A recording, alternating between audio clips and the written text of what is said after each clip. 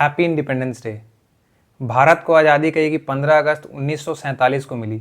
क्या आप इस बात को जानते हैं कि 15 अगस्त को ही क्यों आज़ादी मिली? आज़ादी मिलने को 5 अगस्त को मिल सकती थी, 25 अगस्त को मिल सकती थी या किसी और महीने में मिल सकती थी। क्या ऐसा स्पेसिफिक कारण था जिस वजह से भारत को आज़ादी 15 अगस्त 1947 को ही मिली? आइए हम लोग आज देखते हैं। ये पूरी कहानी कहीं शुरू होती है वर्ल्ड वॉर 2 के पास। वर्ल्ड वॉर 2 चल रहा था 14 दिसंबर 1941 से 13 सितंबर 1945।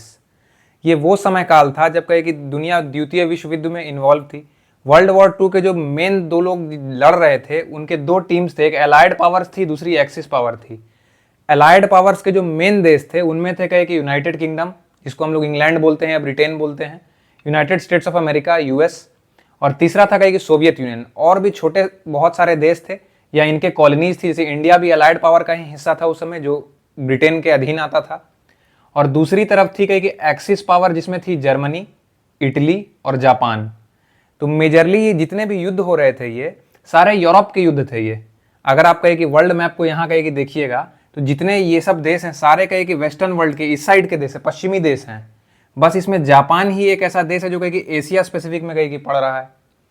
और जापान इधर था, तो जो भी कहे कि युद्ध मेन चल रहे थे वो सारे यूरोप में चल रहे थे। और जापान के पास जो युद्ध चलेगा वो ब्रिटेन की जो टेरिटरी थी उसके आसपास, या जो अलाइड पावर्स के जो कब्जे वाले क्षेत्र थे वहां से लड़ा जा रहा था। तो अलाइड पावर्स में यूनाइटेड किंगडम के पास उस समय कहे कि भारत था, और जापान के कब्जे में कहे कि क्षेत्र था बर्मा, जिसको आज के डेट में हम लोग म्यांमार बोलते हैं। तो इन क्षेत्र में जो युद्ध चला उसको हम लोग बोलते हैं बर्मा कैंपेन। और ये कहानी बर्मा कैंपेन के पास से ही कहीं की शुरू होती है। कैसे कहीं कि बर्मा कैंपेन हुआ, उसके पीछे की क्या क्या कारण थे, और कैसे इन चीज़ों को बैलेंस करके कहीं कि वर्ल्ड वॉर 2 का ये ख़त्म किया गया था। तो सबसे पहले हम लोग देखेंगे कि साल 1945 जब था तो यूके में कहीं कि जनरल इलेक्शंस होते हैं, और जनरल इलेक्शंस में यूके में कहीं कि लेबर पार्टी जीतती है कहीं क्लेमेंट एटली के लीडरशिप में। और जीतते ही उन्होंने अनाउंस किया था कि वर्ल्ड वॉर 2 के बाद यूके भारत को कहे कि फ्री कर देगा, भारत को आज़ाद कर देगा। ये क्लेमेंट एटली ने अनाउंस किया था वर्ल्ड वॉर 2 के दौरान 1945 में। अब इसी बीच कहे कि यूके अपनी कहे कि सेना जो है वो कहे कि भेज रही थी कहे कि जापान के पास, जापान से लड़ने के लिए एशिया स्पेसिफिक में। तो जब जापान के पास वो अपनी सेना भेज रही थी तो आप देखेंगे कि ये पूरा क्षेत्र यूरोप वाला क्षेत्र है और ये एशिया स्पेसिफिक क्षेत्र है। तो इस क्षेत्र में जाने के लिए यूरोप ने कहे कि नेवी का ही यूज़ करना था, क्योंकि उस समय फाइटर जेट एयरक्राफ्ट उतने कहे कि प्रचलन में नहीं थे और लैंड वाइज इनका कोई डायरेक्ट कहे कि रास्ता भी नहीं था। तो नेवी के तरफ यूज़ किया गया। तो यूके ने अपनी नेवी यहाँ भेजी थी, जिसको रॉयल नेवी बोलते हैं। और उस रॉयल नेवी को कमांड कर रहे थे उस समय के कमांडिंग ऑफिसर, जो सुप्रीम कमांडर थे, लुइस माउंटबेटन। ये वही लुइस माउंटबेटन है जो भारत के आखिरी वायसराय बन के आए थे, और यही उस समय कहे कि सुप्रीम कमांडर हुआ करते थे यूके के नेवी के तरफ से जापान में बर्मा कैंपेन में। तो बर्मा कैंपेन में इनको नेवी का कमांडर बना के भेजा गया, किसको? लुइस माउंटबेटन को। अब इसी दौरान जब युद्ध कहे कि चल रहा था तो 6 अगस्त और 9 अगस्त को कहे कि 1945 को अमेरिका कहे कि बम गिरा देता है, परमाणु बम कहे कि जापान के ऊपर, little boy of fat man के नाम से। अब ये दो बम गिराने के बाद कहे कि जापान अपनी स्थिति समझ चुका था कि अब कहे कि हम युद्ध में लड़ने की स्थिति में नहीं हैं। और फाइनली जापान बोलता है कि भैया अब हमसे युद्ध नहीं होगा, हम युद्ध छोड़ के वापस जा रहे हैं और हम सरेंडर करते हैं। ये बात जो थी 15 अगस्त 1945 को जापान के राजा हिरोहितो ने कही थी। और जापान के राजा ने 15 अगस्त 1945 को यह बात अनाउंस किया कि जापान युद्ध से बाहर जा रहा है, और युद्ध से बाहर जाते ही युद्ध कहे कि समाप्त माना जाएगा। और इसी तरह उस समय कहो कि कमांडर कौन थे? Louis Mountbatten. तो लुइस माउंटबेटन के लिए अपने आप में एक बहुत बड़ी जीत थी कि उनके कमांडिंग होते हुए उनका देश कहे कि जीत गया। और इस जीतने के बाद कहे कि जो लुइस माउंटबेटन थे 1945 में अपने देश को जिता के वापस यूके को चले गए। अब क्लेमेंट एटली को अपनी प्रॉमिस याद आ रही थी कि उन्होंने कहा था कि वर्ल्ड वॉर 2 जब खत्म होगा तो कहे कि हम भारत को कहे कि आज़ाद कर देंगे। तो उनको आदमी खोज रहे थे कि सबसे हमको भरोसेमंद आदमी कौन मिलेगा। तो उनको लगा कि लुइस माउंटबेटन अभी कहे कि साल 2 साल पहले ही कहे कि इंडिया के पास वाले एरिया में घूम के आया है और उसको इंडिया के क्षेत्र की जानकारी भी है।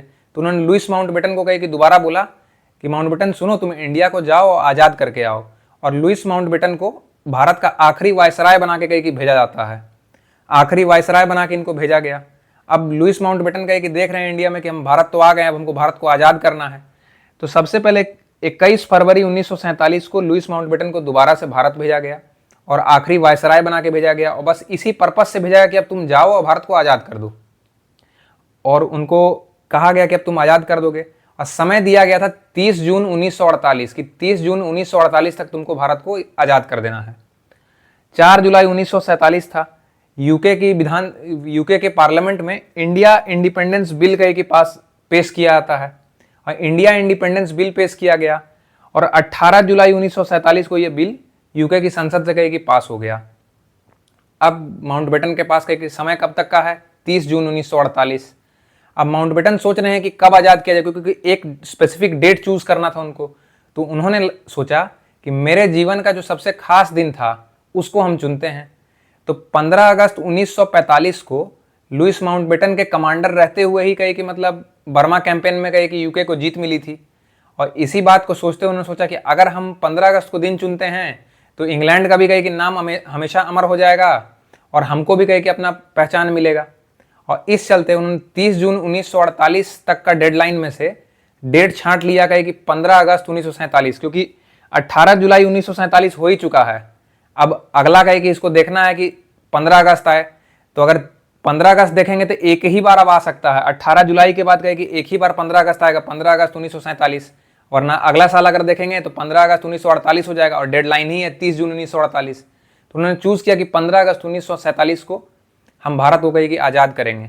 एक चीज़ और थी, अगर इनके मन में और चल रहा था कि अगर हम भारत को इस स्थिति में और लंबा छोड़ देते हैं तो इंग्लैंड के पास पावर ट्रांसफर करने के लिए कोई पावर बचेगी ही नहीं, क्योंकि उस समय भारत में जो स्वतंत्रता सेनानी थे वो इस जोन में अब जा चुके थे कि अब इंग्लैंड उन पर कंट्रोल करना संभव भी नहीं था।